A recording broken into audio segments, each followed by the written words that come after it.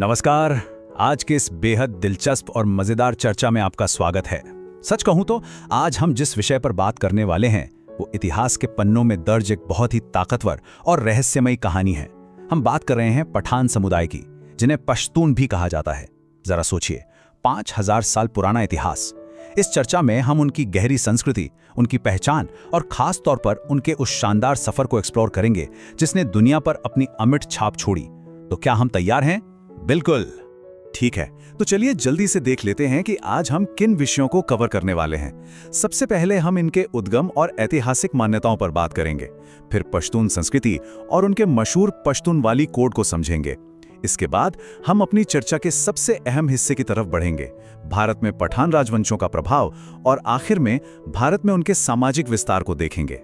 तो सबसे पहला और शायद सबसे बड़ा सवाल यही उठता है कि आखिर ये 5000 साल पुराना आज़ादी से प्यार करने वाला कबायली समाज आया कहाँ से? ये एक ऐसा सवाल है जिसने बड़े बड़े इतिहासकारों को हमेशा सोच में डाला है। इनकी कहानी किसी मिस्ट्री नॉवल से कम नहीं है। भाग 1, उद्गम और ऐतिहासिक मान्यताएं। चलिए इन रहस्यों से पर्दा उठाते हैं और इनकी भौगोलिक जड़ों को खोजना शुरू करते हैं। अगर हम आज के नक्शे पर नजर डालें तो पठान मुख्य रूप से अफगानिस्तान और पाकिस्तान में सिंधु नदी के आसपास के इलाकों के मूल निवासी हैं। आज ये मुख्य रूप से पश्तो भाषा बोलते हैं और इस्लाम धर्म को मानते हैं। लेकिन सबसे बड़ी बात ये है कि आज़ादी इनके खून में है। ये इनकी आज की पहचान की एक बहुत ही मजबूत नींव है। अब ये बात आपको सच में हैरान कर देगी। इनकी प्राचीन जड़ों को लेकर दो बिल्कुल ही अलग थ्योरीज हैं। एक तरफ लोक कथाओं का मानना है कि इनका संबंध यहूदी वंश यानी बनी इज़राइल से है, जिन्हें करीब 2800 साल पहले इज़राइल से निकाल दिया गया था और बाद में उन्होंने इस्लाम अपना लिया।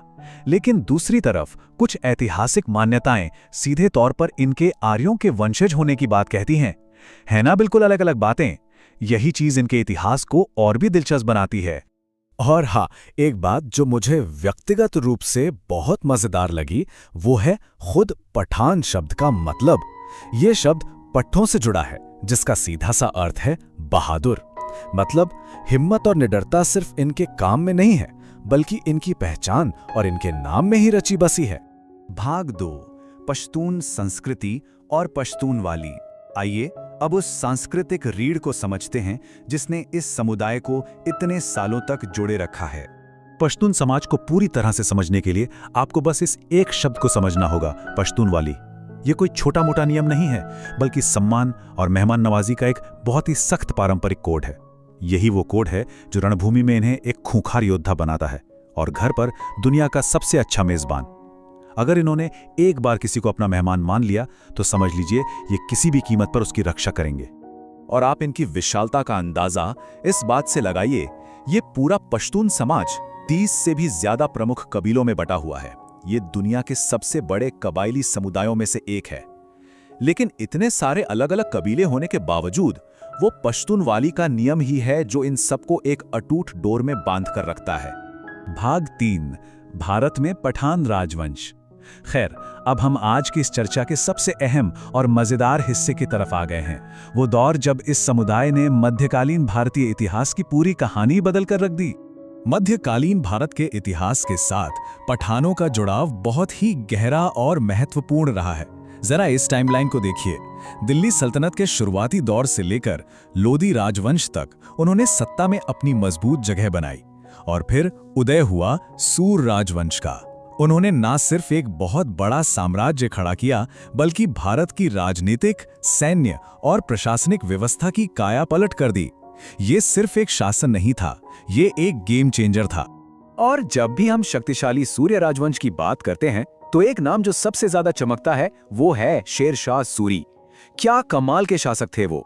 अपनी अपार सैन्य ताकत और प्रशासनिक समझ के लिए मशहूर शेर शाह सूरी ने भारतीय इतिहास पर जो छाप छोड़ी है वो आज भी मौजूद है।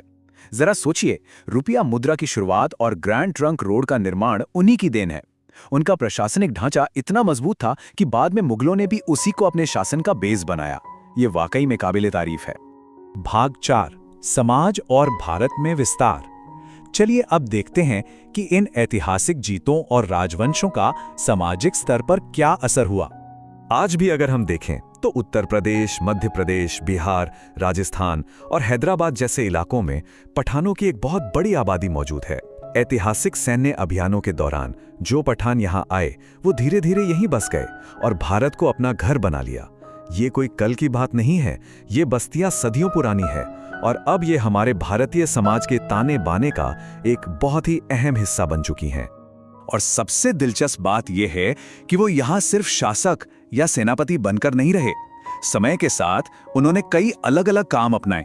वो बेहतरीन योद्धा तो थे ही, लेकिन धीरे धीरे वो खेती से जुड़े और सफल किसान बने। कुछ व्यापार में उतरे और बड़े व्यापारी बन गए। लेकिन इस सबके बीच सबसे खास बात यह रही कि भारतीय समाज में पूरी तरह से घुल मिल जाने के बाद भी उन्होंने अपनी उस अनूठी सांस्कृतिक पहचान को कभी नहीं खोया। तो इस सारे रोमांचक ऐतिहासिक और सांस्कृतिक सफर को देखते हुए अंत में ये सवाल जहन में आता है कि 5000 साल पुराना सम्मान और मेहमान नवाजी का ये कबायली कोड आखिर आज भी दक्षिण एशिया की संस्कृति को किस तरह आकार दे रहा है।